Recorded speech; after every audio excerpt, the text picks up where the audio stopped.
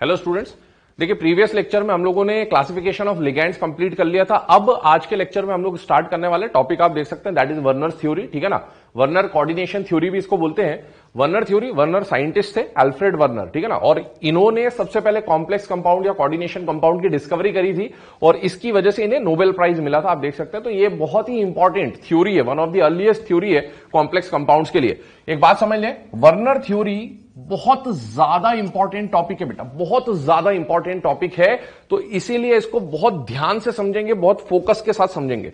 Starting में हम इससे रिलेटेड थ्योरी पढ़ने वाले हैं। ये थ्योरी आपके बोर्ड एग्जाम्स के लिए इंपॉर्टेंट हो सकता है ना, डिफरेंस पूछता है प्राइमरी सेकेंडरी वैलेंसी पे, ये क्या है वो अभी हम डिस्कस कर लेंगे। तो स्टार्टिंग में मैं इसका थ्योरेटिकल पार्ट बता रहा हूं, आप सिर्फ उसको समझ लेंगे, नोट कर लेंगे, एक्सप्लेनेशन थोड़ी देर के बाद आपको मिल जाएगा। ठीक है, दूसरी बात ये, वर्नर थ्योरी को कोऑर्डिनेशन कंपाउंड में वर्नर थ्योरी का लगभग उस तरह का इंपॉर्टेंस है जैसा केमिकल बॉन्डिंग में मॉलिक्यूलर ऑर्बिटल थ्योरी का होता है। समझ गए, मतलब केमिकल बॉन्डिंग में एमओटी मतलब समझ जाइए, क्वेश्चन आना ही है। वैसे ही कोऑर्डिनेशन केमिस्ट्री में वर्नर थ्योरी भी एक ऐसा टॉपिक है जहां से लगभग आपको हर साल क्वेश्चन देखने को मिल जाता है। ठीक है, तो बहुत ध्यान से समझे, इस पे क्वेश्चन बहुत सिंपल बनता है। क्या बनता है? सिंपल बनता है। अब इसमें करना क्या होता है, मेरी बात समझना ध्यान से। याद करें, फर्स्ट लेक्चर में हमने एडिशन कंपाउंड्स पढ़े थे। एडिशन कंपाउंड क्या थे? डॉट वाले कंपाउंड, इधर एक कंपाउंड, इधर एक कंपाउंड, बीच में डॉट लगा है, ऐसे कंपाउंड को हम लोग क्या बोलते हैं? Addition compound. बाद में जाके पता चला कि एडिशन कंपाउंड या तो डबल सॉल्ट हो सकता है या कॉम्प्लेक्स सॉल्ट हो सकता है। सारी बात समझ में? तो होगा क्या, ध्यान से सुनना, इस तरह के क्वेश्चंस में आपको कुछ इस तरह के कंपाउंड दिए जाएंगे, इस तरह के कंपाउंड दिए जाएंगे, एक ये है, एक ये है। क्या दोनों में से कोई एक एक्सेस में दिख रहा है? यस, 6NH3 दिख रहा है ना।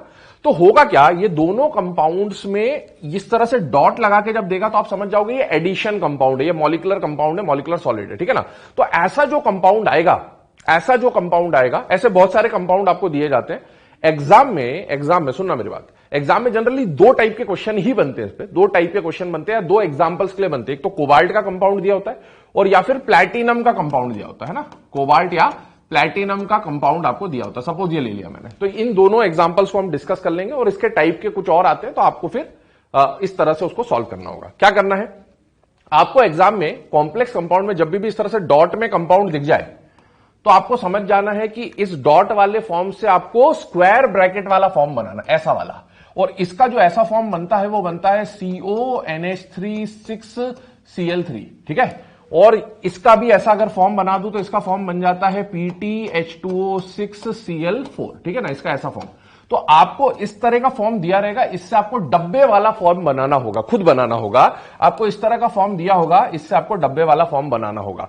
आपने एक बार डब्बे वाला फॉर्म बनाना सीख लिया, उसके बाद इसके ऊपर कुछ क्वेश्चंस बनते हैं और वो क्वेश्चन बहुत इजीली आप सॉल्व कर सकते हैं। ठीक है, तो अपना मेन ऑब्जेक्टिव इस पूरी थ्योरी में क्या होगा, आपको जो ऐसा फॉर्म दिया रहेगा, डॉट वाला फॉर्म दिया होगा, एडिशन कंपाउंड वाला फॉर्म दिया होगा, इस एडिशन वाले से आपको डब्बे वाला फॉर्म बनाना है। इस डब्बे वाले फॉर्म को modern representation of complex compound बोलते हैं। क्या बोलते हैं बेटा? Modern representation of complex compound आपको बनाना होगा। तो हमारा सारा मेहनत इसी पे होगा कि इससे ये फॉर्म कैसे बनाना है। इस फॉर्म में क्या प्रॉब्लम है भाई, कितने अमोनिया अंदर आएंगे, कितने Cl बाहर जाएंगे, जरूरी नहीं कि सारे Cl बाहर हो सकता है एक Cl अंदर आ जाए, इस तरह की बातें। तो कितने स्पीशीज को अंदर रखना है, कितनों को बाहर रखना है, यह समझना होता है और उसी के ऊपर हम लोग बात करेंगे। ध्यान से सुनना, जब भी ऐसा क्वेश्चन आएगा, मेरी बात सुनिएगा, जब भी ऐसा क्वेश्चन आएगा उसमें तीन चीजें आपको दिखेंगी। एक तो मेटल दिखेगा, क्या दिखेगा बेटा? मेटल। ठीक है, मेटल पे कुछ ऑक्सीडेशन स्टेट होगा, मेटल का कुछ ऑक्सीडेशन स्टेट होगा। ठीक है, मेटल के ऑक्सीडेशन स्टेट को ही क्या बोला जाता है बेटा? Primary valency. क्या बोला जाता है? Primary valency. क्या बोला जाता है? Primary valency.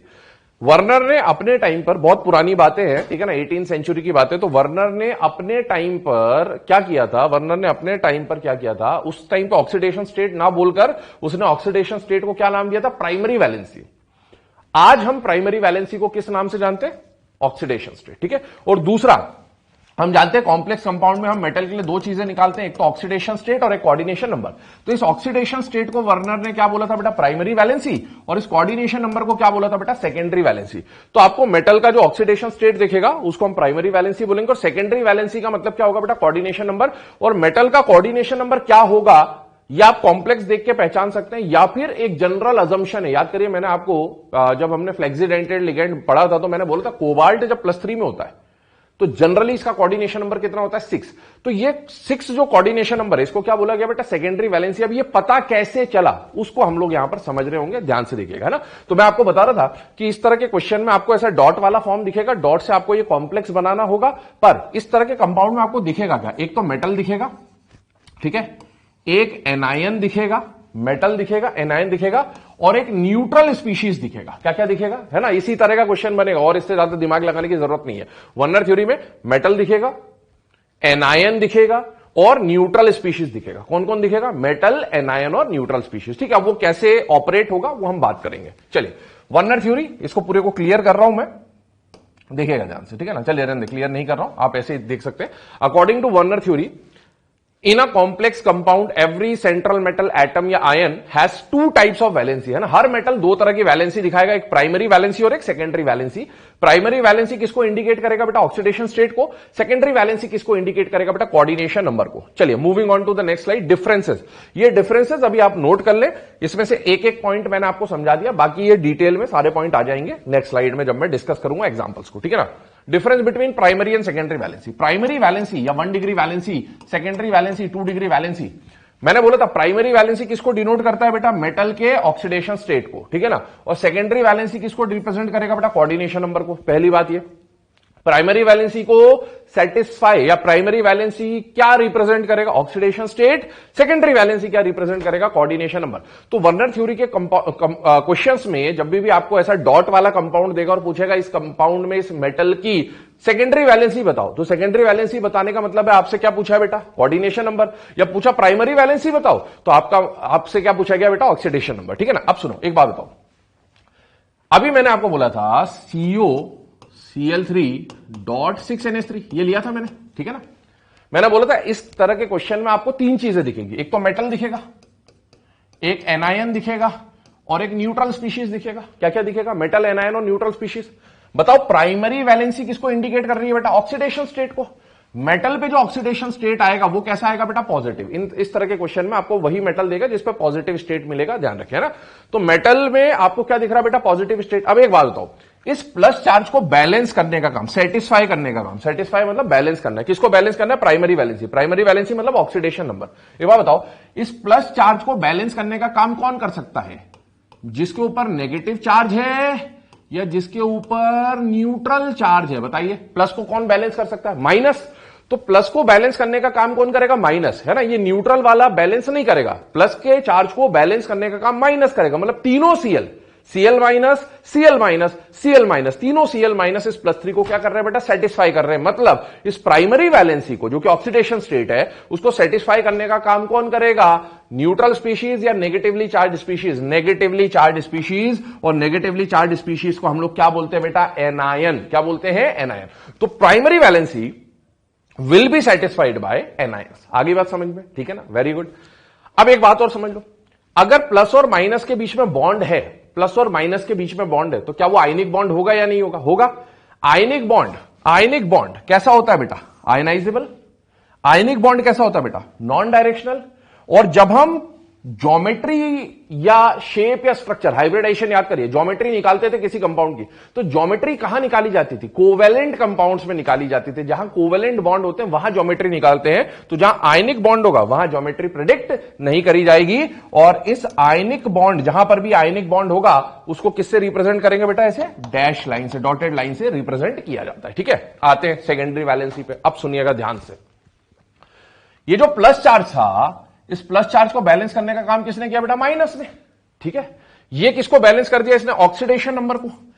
अब जो सेकेंडरी वैलेंसी होगी, वो सेकेंडरी वैलेंसी क्या है, कोऑर्डिनेशन नंबर। सेकेंडरी वैलेंसी क्या है, कोऑर्डिनेशन नंबर। कोऑर्डिनेशन नंबर का मतलब क्या है, मेटल ने खुद को कितनी जगह कटवाया, इसी को तो क्या बोलते हैं बेटा, कोऑर्डिनेशन नंबर, ठीक है। तो अब एक बात बताओ, मेटल को काटने का काम कौन करता है, मेटल को काटने का काम कौन करता है, लिगैंड। कौन करता है, लिगैंड। मेटल को काटने का काम कौन करता है, लिगैंड। तो बेटा कोऑर्डिनेशन नंबर को सेटिस्फाई करने का काम, कोऑर्डिनेशन नंबर मतलब सेकेंडरी वैलेंसी को सेटिस्फाई करने का काम कौन करेगा, लिगैंड करेगा। अब लिगैंड तो कई टाइप के होते हैं, लिगैंड तो नेगेटिव चार्ज भी होता है, याद करो classification of ligand based on charge. Ligand positively charge भी होता है और लिगैंड तो न्यूट्रल भी हो सकता है, हो सकते हैं या नहीं हो सकते? हो सकते हैं। जब ये ऐसा क्वेश्चन आएगा तो अपने को ये पॉजिटिव लिगैंड नहीं दिया होता, ठीक है ना, क्योंकि ये बहुत पुरानी थ्योरी, उस टाइम पे पॉजिटिव लिगैंड का इंट्रोडक्शन हुआ भी नहीं था। इसीलिए जब भी ऐसे क्वेश्चन आएंगे तो बेटा लिगैंड तो कैसा भी हो सकता है ना, नेगेटिव, पॉजिटिव और न्यूट्रल। तो एक बात बताना मुझे, है ना, सिर्फ हम चेक कर रहे हैं, क्या ये जो न्यूट्रल स्पीशीज है अमोनिया, अमाइन, क्या ये लिगैंड की तरह काम कर सकता है या नहीं कर सकता? कर रहा है, नहीं कर रहा, वो बाद में बात करेंगे। पर क्या ये लिगैंड की तरह काम कर सकता है? Yes, neutral species can act as a ligand, ठीक है। तो जो लिगैंड होगा, अगर ये लिगैंड की तरह काम कर रहा होगा, तो क्या ये मेटल की सेकेंडरी वैलेंसी को सेटिस्फाई कर सकता होगा? कर सकता होगा, बिल्कुल, ठीक है।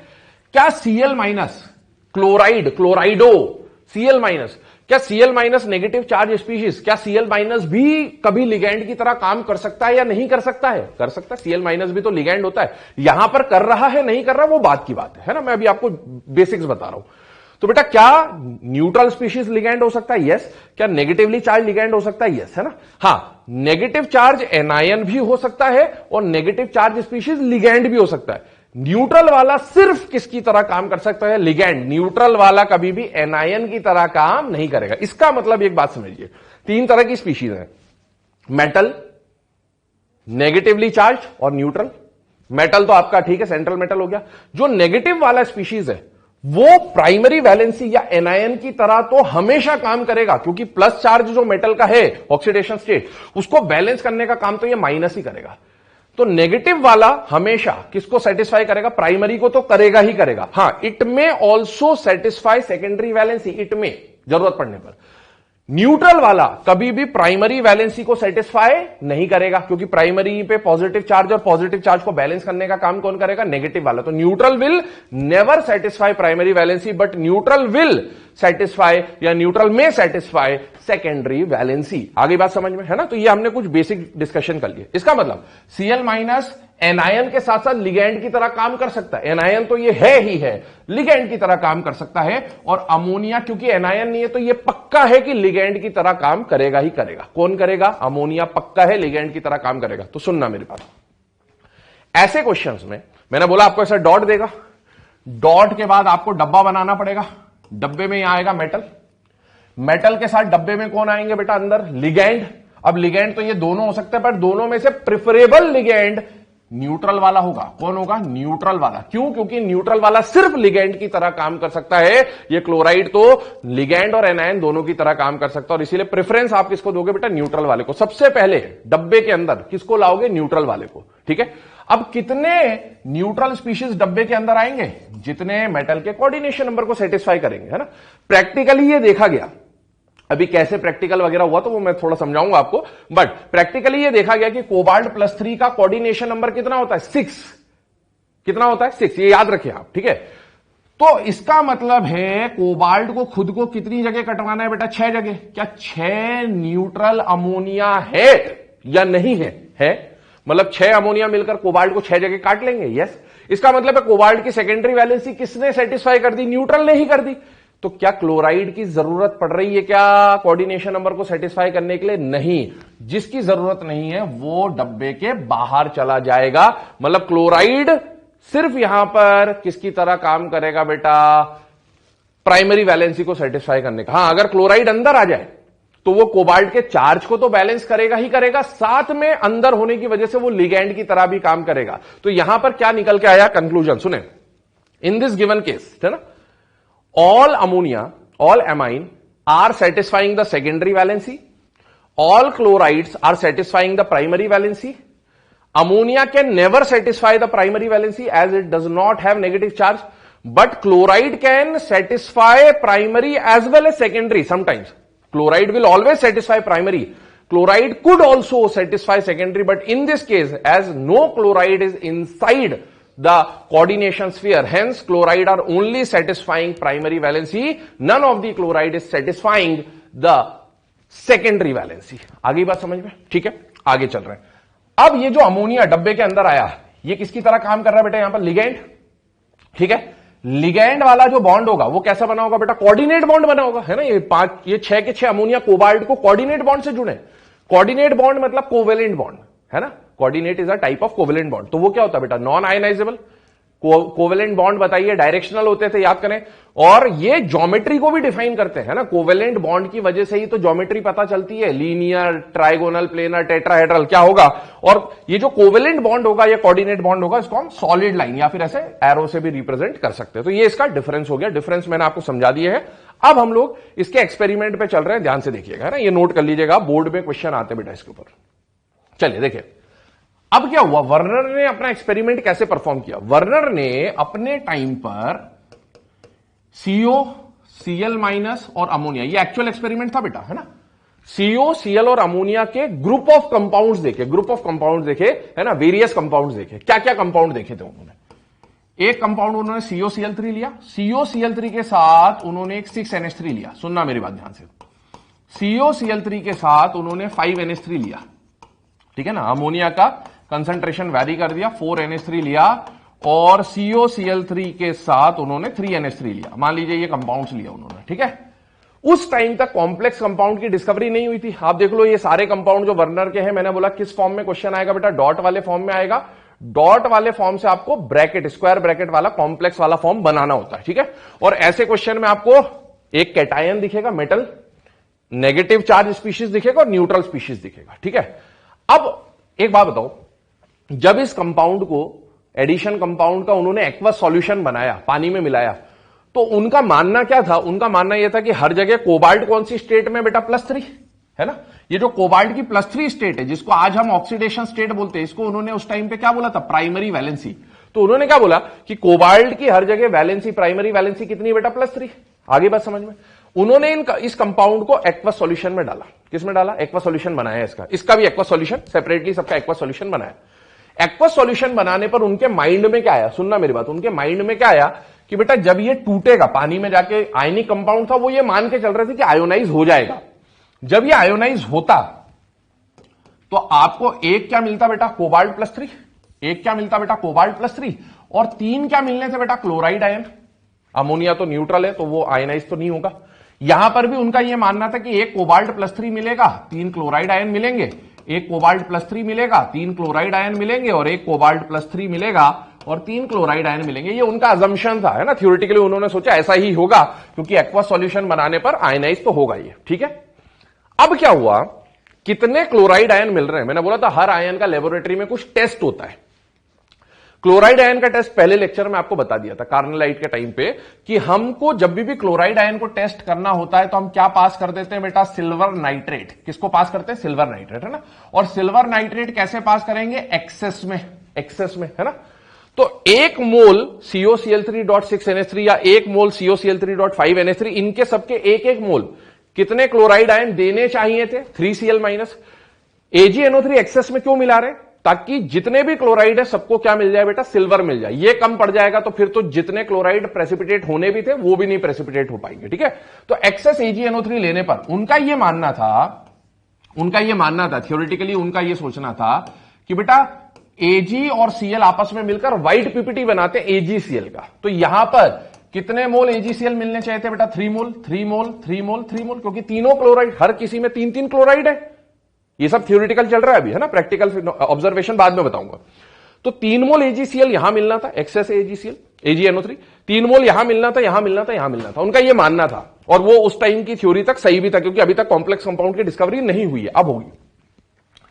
उन्होंने देखा एक्चुअल में जब उन्होंने एक्सेस AgNO3 मिलाया तो ऑब्जर्वेशन उनका जो था, है ना, जो प्रैक्टिकली रिजल्ट मिला, यहां पर 3 मोल AgCl मिले। तो उन्होंने बोला बिल्कुल सही, ये तो होना ही था, 3 Cl थे तो 3 AgCl मिलने थे और 3 AgCl मिले, बिल्कुल सही बात है, ठीक है। उन्होंने बोला बिल्कुल सही चल रहा मेरा एक्सपेरिमेंट।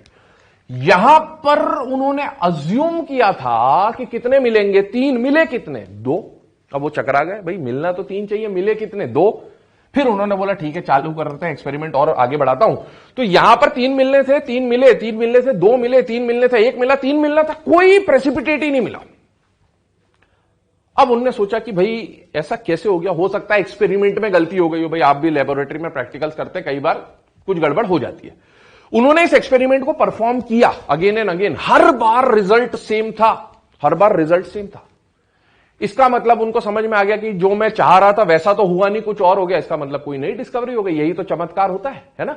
ऐसे ही तो कि चीजों का एक्सपेरिमेंट होता है, चीजों की डिस्कवरी होती है कि करने कुछ जा रहे हैं, रिजल्ट कुछ और मिल रहा है, मतलब कुछ नई डिस्कवरी हो गई। ठीक है, तो अब क्या डिस्कवरी हुई देखें ध्यान से देखें। और इसी से हम जो ऐसा कंपाउंड आपको मिलेगा COCl3.6NH3 उससे डब्बा वाला कैसे बनेगा वो हम समझ रहे हैं। ठीक है, 3 क्लोराइड मिलने थे, 3 मिलने थे, 2 ही मिले, 3 मिलने थे, 1 मिला, 3 मिलने थे, कुछ भी नहीं मिला। अब उन्हें समझ में आ गया कोई डिस्कवरी हो गई। अब वो चकरा गए कि यार ये ऐसा कैसे हो गया, क्या हो गया। तो उन्होंने फिर थोड़ा सा दिमाग लगाया। ठीक है, क्या दिमाग लगाया, उन्होंने क्या किया, जितनी चीजें आयोनाइज हुई हैं उनको एक साथ लिख दूं और जो आयोनाइज नहीं हुआ है उसको अलग कर दूं, ऐसा उन्होंने करा। ठीक है, देखें क्या करा। CO लिया, कोबाल्ट हर जगह है बेटा। यहां पर कितने क्लोराइड है, 3 के तीनों क्लोराइड क्या हो गए, आयनाइज। ध्यान से देखना, 3 के तीनों क्लोराइड आयनाइज हो गए। तो उन्होंने क्या करा, जितने भी क्लोराइड आयनाइज हुए उनको बाहर रख दिया और बाकी एक ब्रैकेट अलग रख दिया। ठीक है, दूसरे वाला केस देखो, यहां कितने क्लोराइड आयनाइज हुए, केवल 2 क्लोराइड आयनाइज हुए। ठीक है ना, बची हुई चीज यहां।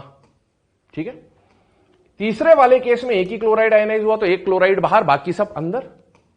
और यहां पर एक भी आयनाइज नहीं हुआ तो सब कुछ ऐसा ही लिख दिया मैंने। अब सुनना, तीनों क्लोराइड आयनाइज हुआ। अब एक बात देखो, इस फॉर्मूले में बच क्या रहा है, 3Cl से तीनों आयनाइज हो गए, बचा क्या, CO बचा और 6NH3 बचा।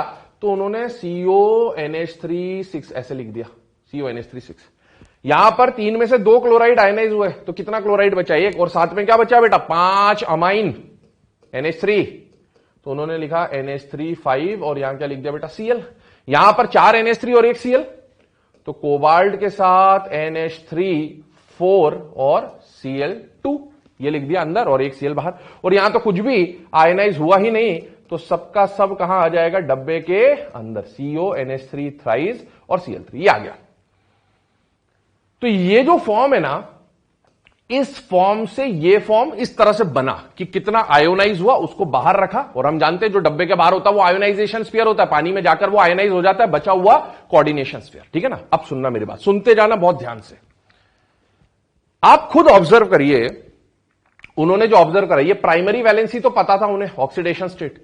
अब उन्होंने ऑब्जर्व किया, उन्होंने ये सोचा कि भाई यार 3 क्लोराइड आयनाइज होने थे, 3 हुए, पर यहां पर 3 आयनाइज होने थे, 2 1 0 ही क्यों आयनाइज हुआ। उसके पीछे उन्होंने सोचा काफी टाइम तक। तो ऐसे सोचते सोचते, इन कंपाउंड को देखते देखते एकदम से उनके दिमाग में क्लिक हुआ होगा। बेटा क्या क्लिक हुआ होगा, इधर देखो। उन्होंने देखा डब्बे के अंदर कोबाल्ट तो हर जगह कौन सी स्टेट में बेटा, +3। मतलब कोबाल्ट का ऑक्सीडेशन स्टेट, प्राइमरी वैलेंसी कितना है बेटा, +3। ठीक है ना, सभी में। उन्होंने एक चीज नोटिस करी, कोबाल्ट के साथ जो ब्रैकेट के अंदर स्पीशीज है वो देखे। यहां बताइए ब्रैकेट के अंदर अमोनिया कितने बेटा, 6। ठीक है, यहां पर देखो कोबाल्ट के साथ ब्रैकेट में 5 तो अमोनिया है और 1 क्लोरीन है, मतलब 5+1 स्पीशीज डब्बे के अंदर, मेटल के अलावा कितने, 6। यहां भी 6, यहां भी 6। यहां देखो 4 अमोनिया और 2 क्लोरीन डब्बे के अंदर, कितने स्पीशीज आ गए, सराउंडिंग स्पीशीज आ गए डब्बे के अंदर, 6। और यहां पर भी डब्बे के अंदर कितने स्पीशीज आ गए, 6। अब उन्हें समझ में आ गया, क्या समझ में आ गया, कि जब भी कोबाल्ट +3 स्टेट में होगा, जब भी कोबाल्ट +3 स्टेट में होगा, तो कोबाल्ट क्या करेगा, उतने ही स्पीशीज को आयोनाइज होने देगा जो उसके आसपास सराउंडिंग में 6 स्पीशीज होने के बाद जो बचेगा उसको आयोनाइज होने देगा। 6 के बाद जो बचा आयोनाइज हो जाए, 6 के बाद जो बचा आयोनाइज हो जाए, 6 के बाद जो बचा वो आयोनाइज हो जाए। यहां 6 के बाद कुछ बचा ही नहीं तो आयोनाइज नहीं होगा। और वो जो 6 नंबर आया उसी को उन्होंने बाद में क्या बोल दिया बेटा, सेकेंडरी वैलेंसी, जिसको हम आज के नंबर में, आज के टाइम पर क्या बोलते हैं बेटा, कोऑर्डिनेशन नंबर। क्या बोलते हैं बेटा, कोऑर्डिनेशन नंबर। आ रही बात समझ में? तो यहां से पता चला, सुनना मेरी बात, अभी और भी बहुत सारी चीजें इसमें बताऊंगा बाद में। मैं यही टेबल, ये जो टेबल आपको दिख रहा है, ये मैं as it is next slide में बना दूंगा डायरेक्टली, है ना, क्योंकि यहां मैं डिस्कस कर चुका हूं। ठीक है, अब देखना क्या पता चला। यहां से उन्हें पता चला कि जब भी कोबाल्ट +3 में होता है तो कोबाल्ट अपने सराउंडिंग में कितने स्पीशीज रखना चाहता है, 6। और 6 के बाद जो भी बचेगा, 6 के बाद जो भी बचेगा वो क्या हो जाएगा, आयनाइज हो जाएगा। ठीक है, तो वो जो 6 आया उसको हम लोग क्या बोल रहे हैं बेटा, कोऑर्डिनेशन नंबर। और जो +3 स्टेट है उसको हम लोग क्या बोल रहे हैं बेटा, ऑक्सीडेशन स्टेट, या फिर +3 को प्राइमरी वैलेंसी एंड 6 को क्या बोल रहे हैं, सेकेंडरी वैलेंसी। दूसरी बात, ये कोऑर्डिनेशन नंबर, सेकेंडरी वैलेंसी कैसे डिटरमाइन हुई, प्रैक्टिकली डिटरमाइन हुई कि भाई इतना प्रेसिपिटेट हुआ नहीं हुआ उससे पता चला। तो आगे इस थ्योरी के एंड में मैं आपको, इसीलिए मैंने पहले बोला था कोबाल्ट जब भी +3 में आता है उसका कोऑर्डिनेशन नंबर क्या होता है 6, है ना। ये प्रैक्टिकली देखा गया, तो ये आपको याद रखना पड़ेगा। आगे इस पूरे टॉपिक के एंड में बहुत सारे मेटल्स हैं, जैसे कोबाल्ट +3 का 6 होता है, ऐसे कुछ और मेटल्स हैं जो जनरली यूज में आएंगे। किस मेटल का किस ऑक्सीडेशन स्टेट में कोऑर्डिनेशन नंबर कितना होता है ये आपको याद रखना पड़ेगा, ठीक है ना। कुछ केसेस हैं जिनके ऊपर क्वेश्चन आता है, ठीक है, तो वो आप याद रख लेंगे। और फिर उसका रीजन नहीं पूछना, क्योंकि रीजन मैं आपको बता चुका हूं ये प्रैक्टिकली डिटरमाइन होता है, ठीक है। अब सुने अगला क्वेश्चन क्या बनेगा, इसमें सुनना मेरी बात, अगला क्वेश्चन क्या बनेगा, है ना। मैं सारे क्वेश्चन यहीं पे आपको कवर करा दे रहा हूं इस टेबल में, बाद में मैं डायरेक्टली टेबल बना दूंगा जो आप कॉपी में रिप्रेजेंट कर लेना।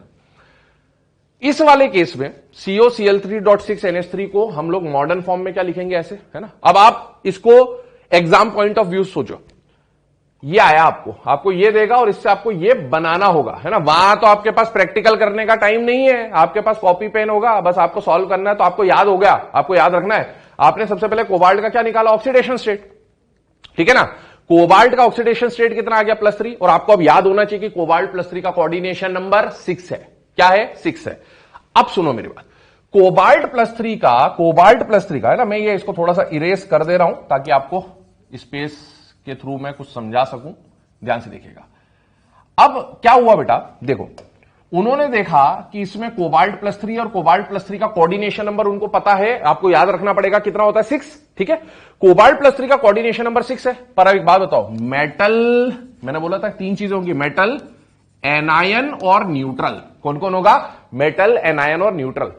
मेटल के साथ डब्बे में कोबाल्ट के साथ, है ना, डब्बे के अंदर पहले कौन जाएगा, एनायन जाएगा या न्यूट्रल जाएगा, न्यूट्रल जाएगा, यह ध्यान रखना, क्योंकि एनायन तो डब्बे के बाहर भी आ सकता है, जो न्यूट्रल है वो सिर्फ लिगेंड की तरह काम करेगा। इससे पहले प्राइमरी और सेकेंडरी का डिफरेंस देखा था, है ना। ये जो न्यूट्रल है it can only act as a ligand, but Cl- can act as ligand as well as anion. तो जो सिर्फ लिगेंड हो सकता है उसको हम पहले अंदर ले जाएंगे, ठीक है ना। तो बेटा अमोनिया जो न्यूट्रल है, आप तो ऐसा याद कर लो, 3 चीजें होंगी, मेटल, एनायन, न्यूट्रल। पहले डब्बे के अंदर कौन जाएगा सेटिस्फाई करने, कोऑर्डिनेशन नंबर को पहले कौन सेटिस्फाई करेगा, जो न्यूट्रल होगा। अगर न्यूट्रल सेटिस्फाई ना कर पाए फिर एनायन की मदद लेंगे हम लोग, है ना। तो पहले न्यूट्रल भेजें। कितने न्यूट्रल अमोनिया बेटा, 6, और कोबाल्ट +3 का कोऑर्डिनेशन नंबर भी कितना है बेटा, 6। तो क्या 6 अमोनिया मिलकर कोऑर्डिनेशन नंबर सेटिस्फाई कर देंगे, यस। तो बचे हुए जो Cl है वो कहां चले जाएंगे, डब्बे के बाहर। ये आ गया आपका कॉम्प्लेक्स, और यही कॉम्प्लेक्स यहां लिखा हुआ है CONH36Cl3। आगे बात समझ में, अगला केस भी समझ लो ऐसे, है ना। मेन ये रिप्रेजेंटेशन बनाना ही आपको सीखना है। अगर आपने रिप्रेजेंटेशन बनाना सीख लिया तो बस इसके जो भी क्वेश्चन बनेंगे वो आप कर लेंगे इजीली। अब देखो ये वाला केस है, इसका डब्बा बनाए। कोबाल्ट कौन सी स्टेट में बेटा, +3। कोबाल्ट +3 का कोऑर्डिनेशन नंबर आपको याद होना चाहिए, कितना होता है, 6। 6 का मतलब मेटल होगा, एनायन होगा, न्यूट्रल होगा। पहले डब्बे के अंदर कोऑर्डिनेशन नंबर सेटिस्फाई करने, लिगेंड की तरह काम करने कौन जाएगा, एनायन या न्यूट्रल, न्यूट्रल। कितने न्यूट्रल है बेटा, 5 अमोनिया मिलकर मेटल को कितनी जगह काटेंगे, 5 जगह। पर कोबाल्ट तो +3 में खुद को कितनी जगह कटवाना चाहेगा, 6 जगह। 5 जगह तो न्यूट्रल ने काट दिया, अभी 1 जगह मेटल की बच रही है, उसको कटवाना है। अब मजबूरी है कि किसको ले जाना पड़ेगा, Cl को। लेकिन कितने Cl, एक ही Cl, क्योंकि एक Cl मोनोडेंटेट होता है। तो एक Cl अंदर और बचे हुए 2 Cl बाहर, एक Cl अंदर, बचे हुए 2 Cl बाहर। आ रही बात समझ में। ऐसे आप बाकी भी बना लेंगे। देखिए इस केस को, कोबाल्ट +3 में कोऑर्डिनेशन नंबर 6। पहले एनायन और न्यूट्रल में से अंदर कौन जाएगा, न्यूट्रल। कितने न्यूट्रल लिगेंड है बेटा, 4 अमोनिया। 4 अमोनिया एक एक जगह काटेंगे, मतलब 4 जगह तो इसने मेटल को काट लिया। मेटल को कटवाना खुद को कितनी जगह, 6 जगह, क्योंकि कोबाल्ट +3 का कोऑर्डिनेशन नंबर 6 होता है। तो बेटा बचे हुए 2 Cl भी काटने जाएंगे, मजबूरी है, इनको काटना ही पड़ेगा। और अब Cl एक बाहर, तो ये कॉम्प्लेक्स बन गया। और लास्ट वाले में तीनों अमोनिया और तीनों Cl अंदर चले जाएंगे, तब जाके मेटल का कोऑर्डिनेशन नंबर पूरा होगा। आगे बात समझ में। तो इससे ये कैसे बनाना है वो मैंने आपको समझा दिया। उसके लिए आपको कोऑर्डिनेशन नंबर याद होना चाहिए, ठीक है। अब सुने अगला पॉइंट, क्या पूछेगा क्वेश्चन में, एक बात बताओ, इस कॉम्प्लेक्स में, इस कंपाउंड में कितने क्लोराइड है बेटा, 3। इसमें कितने क्लोराइड है, 3। इसमें कितने क्लोराइड है, 3। इसमें कितने क्लोराइड है, 3। सब में 3-3 क्लोराइड थे, जो ये है ना, 3 क्लोराइड है।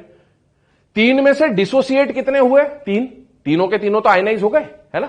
इसका मतलब है यहां पर क्या मैं बोल सकता हूं कि 100% डिसोसिएशन है बेटा, यस। तो ऐसा क्वेश्चन आएगा, 4 ऑप्शन देगा, 1 2 3 4। In which of the following complex in which of the following complex on adding excess AgNO3 100% chloride ion get converted into white PPT of AgCl। तो इसका आंसर कौन होगा बेटा? ये इसमें पूरा 100% क्लोराइड डिसोसिएट हो रहा है, इसमें 2/3 क्लोराइड डिसोसिएट हो रहा है मतलब 66%, इसमें 1/3 डिसोसिएट हो रहा है मतलब 33%, और इसमें 0% डिसोसिएशन होगा। तो ऐसे क्वेश्चन आते हैं बेटा, ठीक है।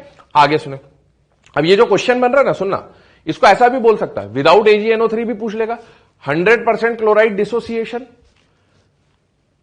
66% डिसोसिएशन, 33% डिसोसिएशन, 0% डिसोसिएशन, या 2/3 1/3 डिसोसिएशन। इसमें जब AgNO3 मिलाएगा तो डिसोसिएशन के बदले पीपीटी बोल देगा। In which of the following 100% chloride ion form white PPT of AgCl, ये 66% chloride form white PPT of AgCl, ये 33% form white PPT of AgCl। बात एक ही है ना बेटा। और सुने, इसमें जब आयोनाइज हुआ, सुनना मेरी बात, अब एक क्वेश्चन बनता है, कौन प्राइमरी वैलेंसी कौन सेकेंडरी वैलेंसी? बेटा हर किसी में कोबाल्ट कौन सी स्टेट में? +3।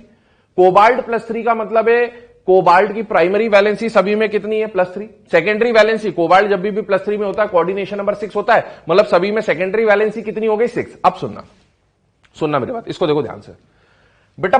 6 के 6 अमोनिया क्या सेटिस्फाई कर रहे हैं? किसकी तरह काम कर रहे हैं? लिगेंड। लिगेंड क्या सेटिस्फाई करता है? Secondary valency. All ammonia, 6 ammonia, 5 ammonia, 4 ammonia, they are satisfying secondary valency.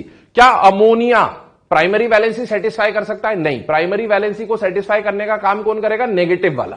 तो all 6 ammonia are satisfying only secondary valency, all 5 ammonia are satisfying only secondary valency, all 4 ammonia are satisfying only secondary valency, क्योंकि ये सिर्फ neutral है और neutral सिर्फ secondary valency को satisfy करेगा क्योंकि ये लिगैंड है, ठीक है। अब सुनो, क्या ये तीनों क्लोराइड, ध्यान से सुनना मेरी बात, क्या ये तीनों क्लोराइड कोबाल्ट के +3 को सेटिस्फाई कर रहे हैं बेटा? यस। और +3 को सेटिस्फाई करने का मतलब है ऑक्सीडेशन स्टेट को सेटिस्फाई कर रहा है, और ऑक्सीडेशन स्टेट को सेटिस्फाई करने का मतलब है प्राइमरी वैलेंसी को सेटिस्फाई कर रहा है। All 3 chloride are satisfying primary valency of central metal, ठीक है।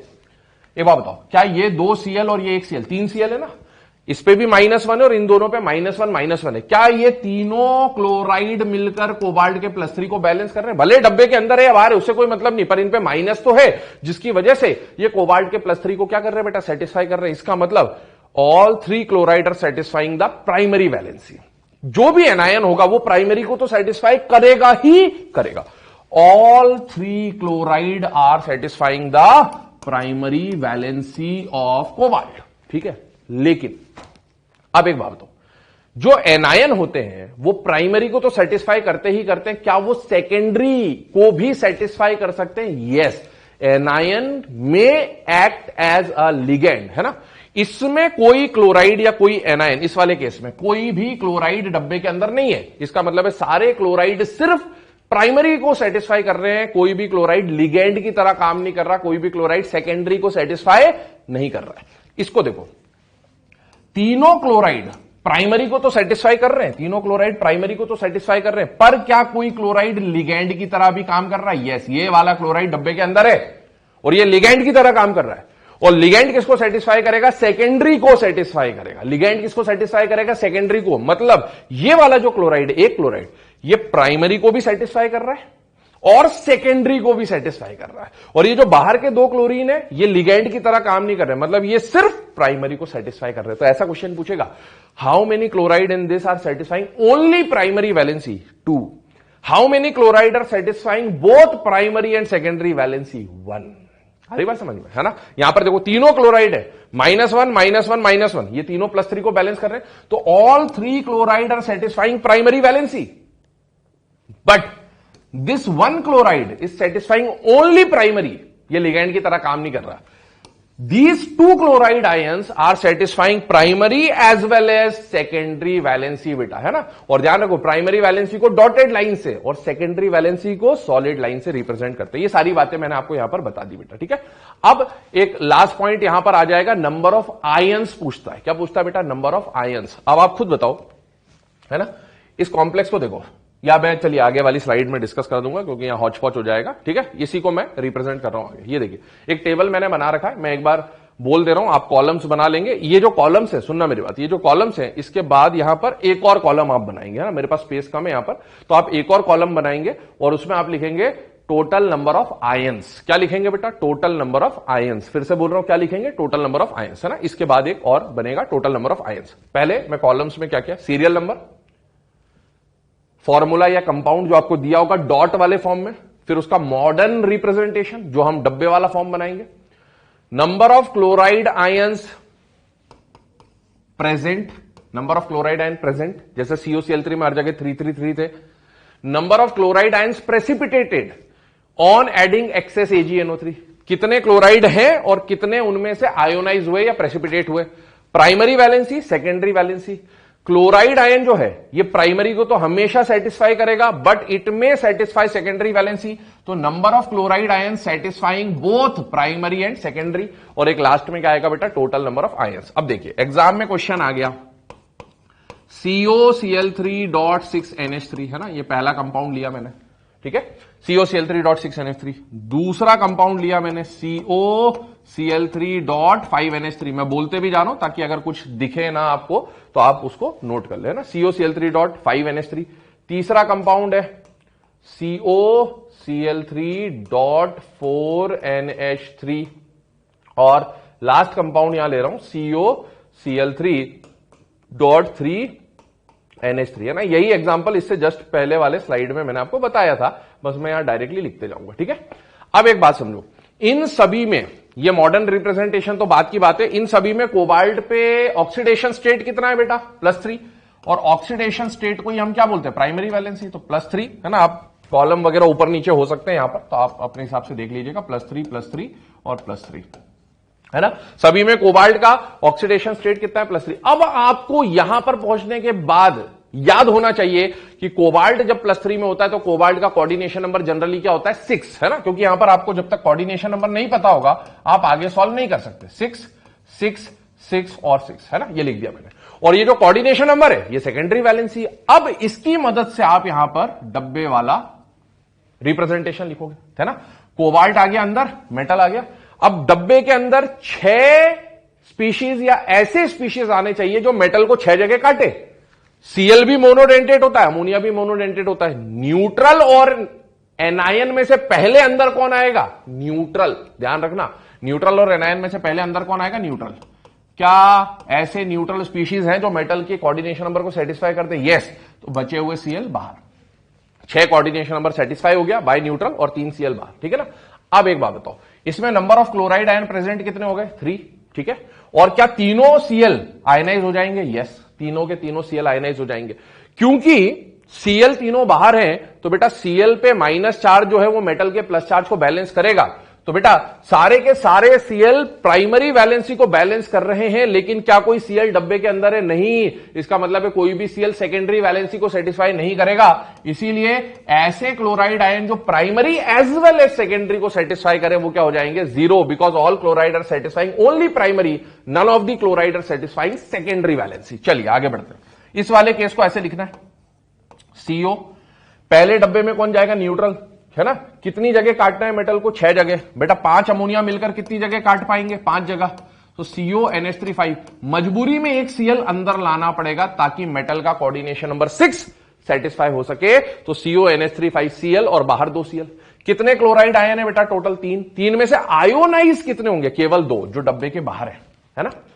जो डब्बे के बाहर है वो केवल प्राइमरी वैलेंसी को सेटिस्फाई करेंगे। इस Cl को देखो, इस Cl को, क्या ये Cl इसके प्लस चार्ज को बैलेंस कर रहा होगा? यस, Cl माइनस इसके प्लस को बैलेंस कर रहा है।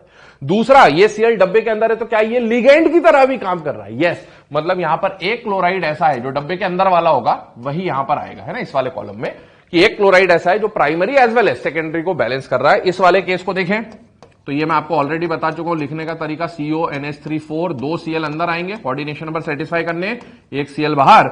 और इस वाले लास्ट वाले केस में CONH3 थ्राइस Cl3 ये वाला केस आ जाएगा। बेटा सभी में 3-3 क्लोराइड है, यहां पर केवल एक बाहर है वो आयोनाइज होगा, इसमें एक भी आयोनाइज नहीं होगा। और डब्बे के अंदर 2 क्लोराइड है, ये दोनों प्लस को तो बैलेंस कर ही रहे, साथ साथ लिगेंड का काम भी कर रहे हैं, है ना। और यहां तीनों क्लोराइड प्लस को भी बैलेंस करेंगे और तीनों क्लोराइड लिगैंड की तरह भी काम करेंगे। ये आ गया, ये टेबल बन गया, है ना।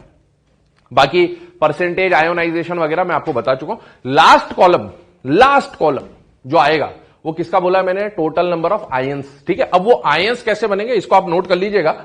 आयंस कैसे बनेंगे वो मैं आपको बता दे रहा हूं। बेटा एक बात बताओ, इस कॉम्प्लेक्स को देखो, इस कॉम्प्लेक्स को जब पानी में ले जाओगे तो बेटा जो डब्बे के बाहर वाला पार्ट है वो तो आयनाइज हो जाएगा। मतलब कितने क्लोराइड आयन मिलेंगे, 3 क्लोराइड आयन मिलेंगे। कितने क्लोराइड आयन मिलेंगे, 3, है ना, 3 क्लोराइड आयन मिलेंगे। पर साथ में जो कॉम्प्लेक्स है ये भी आयन है बेटा। इस पे टोटल 3 माइनस है तो इस पूरे डब्बे पे कितना आएगा, +3। कितना आएगा, +3। तो टोटल आयन कितने हो जाएंगे, 4, है ना। तो इसके लिए जब आयंस की बात करेंगे, है ना, आप एक काम करें, मैं यहां पर इसको थोड़ा सा इरेज कर दे रहा हूं, आप नोट कर लीजिएगा पॉज करके। ठीक है, देखिए ये मैं हटा दे रहा हूं 2 कॉलम्स। तो मैं यहां पर आपको ये टोटल नंबर ऑफ आयन का मैं कॉलम बनाऊंगा यहां पर। ठीक है ना, आप देख लीजिएगा टोटल नंबर ऑफ आयंस। चलिए देखें, यहां पर मैं लिख रहा हूं टोटल नंबर ऑफ आयंस। देखिए बेटा क्या कंडीशन आ रही है, इसको जब आप ब्रेक डाउन करोगे ना ये वाले को, तो ऐसा आएगा ये CONH3 6 और इस पे आएगा +3 और साथ में आएगा 3 क्लोराइड आयंस, है ना। तो ये कॉम्प्लेक्स आयन, ये सिंपल आयन। ठीक है, तो टोटल एक कैटायन है, ये एक कैटायन है और 3 एनायन है, मतलब ये 1 + 3 आयंस आएंगे। टोटल कितने आ जाएंगे, 4। कितने आयंस आएंगे, 4। ठीक है, इसको कई बार सुनना मेरी बात, 1 + 3 = 4 को कई बार ऐसा भी लिख देते हैं 1:3, मतलब एक कॉम्प्लेक्स और 3 सिंपल। तो कभी 1 + 3 लिखाओ या 1:3 दिखाओ, समझ जाइएगा ये 1 + 3 की बात हो रही है। ठीक है, इसको देखें, 2 तो Cl- आयन मिलेंगे जो बाहर है, और ये जो कॉम्प्लेक्स है ये भी आयन है बेटा। आप चार्ज देख सकते हैं, निकाल सकते हैं। CONH3 5 Cl पे कितना आ जाएगा, +1, है ना। तो 2 सिंपल एनायन, एक कॉम्प्लेक्स कैटायन, तो बेटा 1 + 2, यहां टोटल कितने आयन है बेटा, 3, है ना। इसी तरह से यहां एक Cl और एक कैटायन, तो यहां बन जाएगा CONH3 4 Cl2।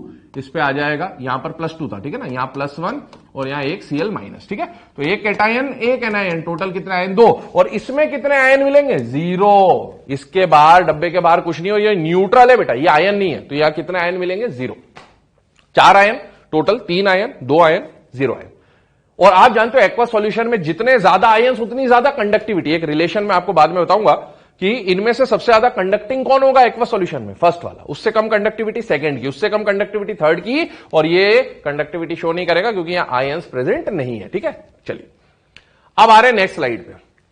मैंने आपको बोला था जनरली 2 क्वेश्चन इस पर पूछे जाते हैं एग्जाम में, एक कोबाल्ट का जो मैंने आपको बता दिया, एक प्लैटिनम का जो आपके सामने है। ठीक है ना, इसको समझने के पहले आपको मैं यहां पर ये कंडीशन बता दे रहा हूं, ध्यान से देखो, है ना, इसको याद कर ले नोट को।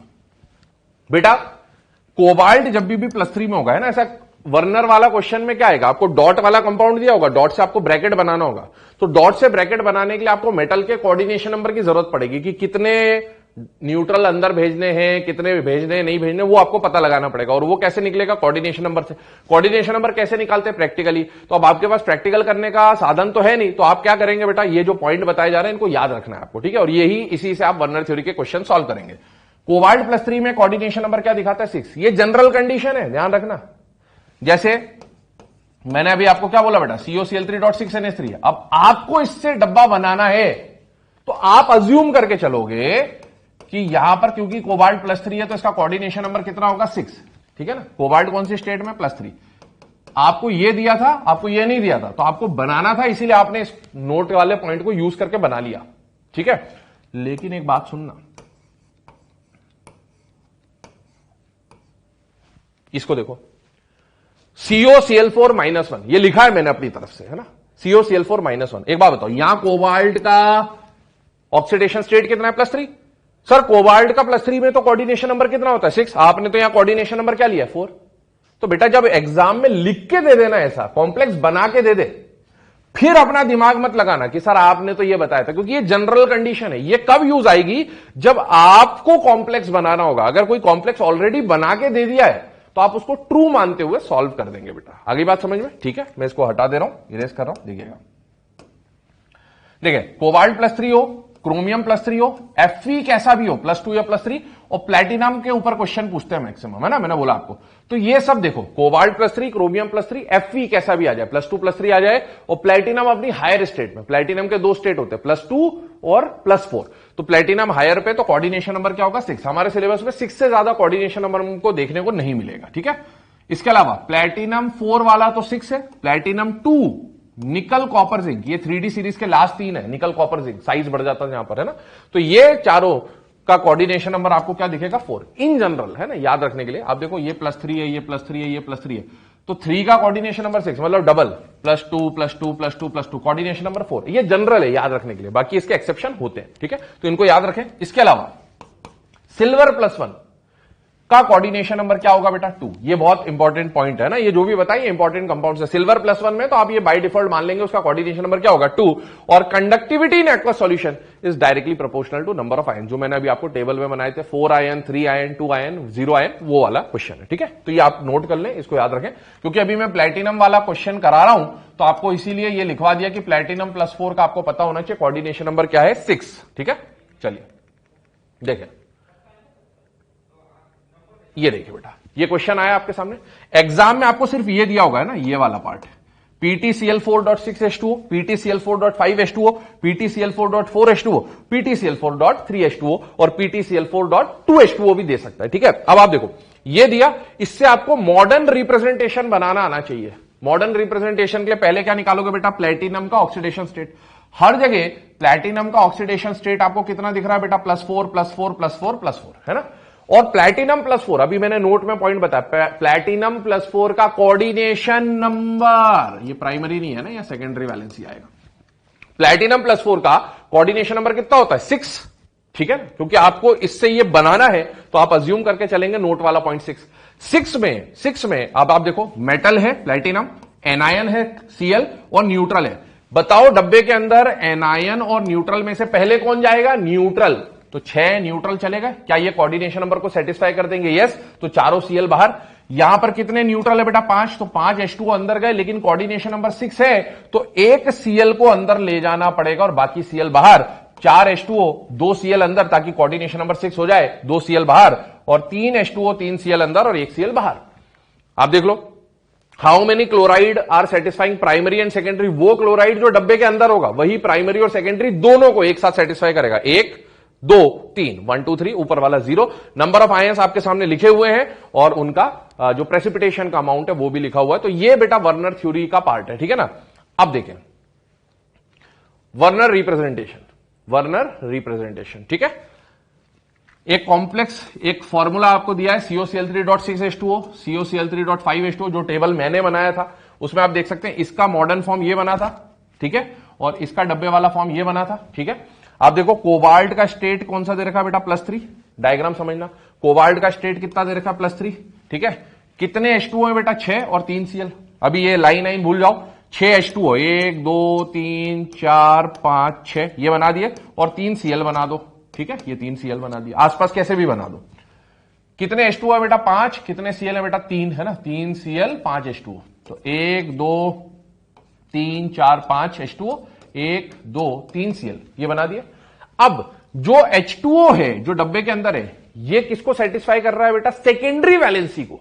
और सेकेंडरी वैलेंसी को किसको डिनोट करते हैं बेटा, सॉलिड लाइन से। तो H2O जो है 6 के 6, solid line solid line solid line solid line solid line और सॉलिड लाइन, H2O के लिए 6 के 6 H2O। यहां 5 H2O अंदर है, अभी सिर्फ H2O की बात कर रहा हूं, है ना। 5 H2O अंदर है, solid line solid line solid, क्योंकि जो लिगैंड है या जो सेकेंडरी वैलेंसी को सेटिस्फाई करेगा वो सॉलिड लाइन से आएगा। अब देखो इसमें 3 Cl बाहर है, जो Cl है वो किसको सेटिस्फाई करेगा, एनायन है। एनायन किसको सेटिस्फाई करेगा, प्राइमरी वैलेंसी को। प्राइमरी वैलेंसी को किससे रिप्रेजेंट करेंगे, डॉटेड लाइन। तो Cl minus dotted line, Cl minus dotted line, Cl minus dotted line, ठीक है। यहां देखो कितने Cl है बेटा, 3। क्या तीनों Cl प्लस चार्ज को बैलेंस कर रहे होंगे, यस, क्योंकि Cl कैसा भी हो, डब्बे के अंदर हो या बाहर हो, वो नेगेटिव चार्ज है और नेगेटिव चार्ज प्लस को तो बैलेंस करेगा। तो सारे Cl, ये डॉटेड लाइन और डॉटेड लाइन। क्या इसमें कोई Cl प्राइमरी एज वेल एज सेकेंडरी को सेटिस्फाई कर रहा है, नहीं। लेकिन इसमें एक Cl अंदर भी है बेटा, ध्यान से देखो, ये Cl इसके प्लस को तो बैलेंस कर रहा है, साथ ही साथ क्या ये Cl लिगेंड की तरह भी काम कर रहा है? यस, इसका मतलब है ये वाला Cl पे डॉटेड लाइन, इसको देखो, इस वाले Cl को हमने यहां रिप्रेजेंट करा, इस Cl पे डॉटेड लाइन तो आया है, पर ये Cl लिगेंड भी है, इसीलिए इसमें सॉलिड लाइन भी आएगा। मतलब इसके साथ दोनों लाइनें आएंगी, because this Cl is satisfying both primary and secondary, तो इसके साथ डॉटेड लाइन भी आएगा और सॉलिड लाइन भी आएगा। ये इसका रिप्रेजेंटेशन है, ठीक है ना। तो अब क्वेश्चन आई होप आपको बताई दिए, जैसे इस पे क्वेश्चन पूछेगा, 4 ऑप्शन ये दे रखे हैं, ऐसे दिए, इससे आपको ये बनाना पड़ेगा। In which of the following complex maximum number of ions are produced in aqueous solution, तो आपको पता है फर्स्ट वाला आंसर हो जाएगा, ठीक है ना, आयन सबसे ज्यादा बन रहे हैं उसमें। दूसरा, ठीक है, या आयंस आप टोटल नंबर बना भी सकते हैं। In which of the following 50% of chloride ion get dissociated, है ना, तो 50% ऑफ क्लोराइड आयन बेटा यहां आ जाएगा, 4 क्लोराइड है, 4 में से 2 आयोनाइज हो रहे, ठीक है। तो इस तरह के क्वेश्चन पूछ सकता है बेटा, ठीक है। तो ये हमने जो वर्नर थ्योरी है उससे रिलेटेड जो भी पॉइंट हो सकते थे इसको डिस्कस कर लिया बेटा।